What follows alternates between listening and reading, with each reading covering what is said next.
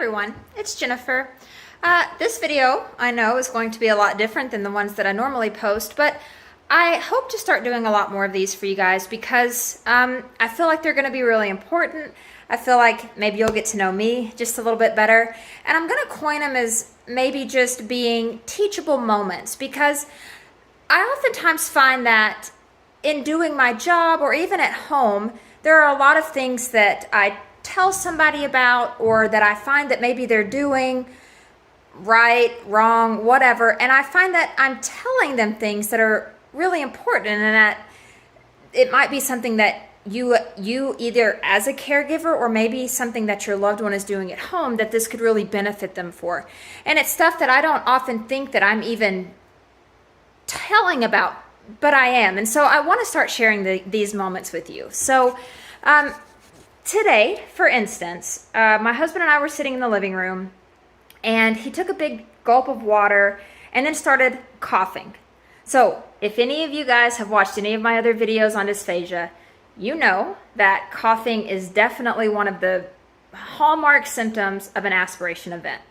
So after he got finished coughing, he kind of looked over at me and was like, "Hey, what's going on? Why am I doing this?" And so I wanted to take the time to not only explain it to him, but also to you guys, because it's very valuable and it's good information. So he's actually outside grilling right now, and I think he still has the same cup that he was using earlier. So I want to show you, I'm going to take you outside because I want to show you what he was doing, quote unquote, wrong, and maybe how he can fix it.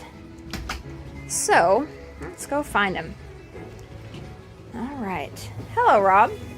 Say hello to all of the Cracking for Caregiver peeps. Hello. All right, so here is, let me get the cup.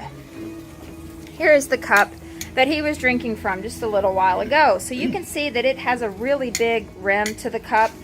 There's a lot of open space, so it's really easy to take big gulps from. So if you have a loved one, or if you yourself find that you have a really big opening to something that you're drinking from, you're going to automatically be able to inhale a lot of air at the same time. So any chance that you have to get a smaller rimmed cup, using a straw sometimes, as long as there's not other issues going on, that might be a better idea. So I'm going to first have him show you how he took his drink of water to see if any of you or any of your loved ones at home are doing this same thing. So this is the way that I would not drink so much. But also you need to see my asparagus. Okay, let's look at the asparagus. It's going to be delicious. Anyway. It does look pretty good. Okay, here's the wrong way.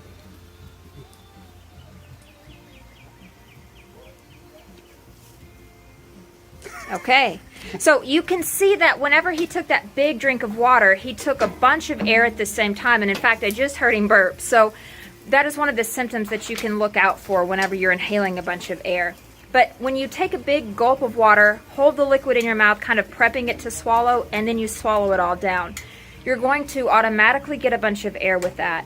And then you're also going to, a lot of times, if it isn't belching, which is one of the most common symptoms, you're going to maybe have acid reflux type symptoms, pain in your chest, gas bubbles, an overall feeling of discomfort. And so if you're doing this throughout the meal, when you're eating, you're going to get full. You're going to not feel very good. You're not going to be able to want to continue to eat or drink, and over time, that's not good. So I want to show you how you can help. So this time, Rob, I want you to take the cup, and I want him to take just drink after drink after drink, and I call it a consecutive swallow, so that he's not taking big amounts at once. He's just letting the liquid flow in his mouth, and then he's swallowing it as he goes.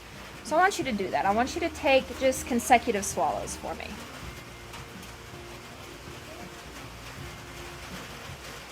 Good. Now, how did that feel? Good. Any belching, any issues, any gas, pain, discomfort? Nothing. Okay. So that's one thing. That's one technique that you can do. Another thing that you can do is just to take really small single sips. What you don't want to do is just take those really big gulps with a bunch of air, if you can avoid it. Like I said, sometimes straws can be helpful. But the best thing to do is just to not hold the liquid in your mouth, to not have too much all at once. Another thing that can go wrong with taking in too much liquid all at once is that if you're not careful, or you do have other dysphagia symptoms, then when you're swallowing that liquid, it's going to go down the throat sometimes before the swallow reflex is triggered. So if you're taking in the air, the swallow reflex isn't triggered, so the liquid is going down with the air straight down into the vocal folds. And if it's going that way, it's the wrong pipe. That's going to lead it to go straight down into the lungs. Of course, the coughing is what you're going to listen for, because that's the reflexive response that you get whenever food or liquid is trying to go down the wrong way. So I hope that you enjoyed this video. I hope that you found it helpful, and I will do it again very, very soon. See you guys next time. Until then, good luck cracking the code.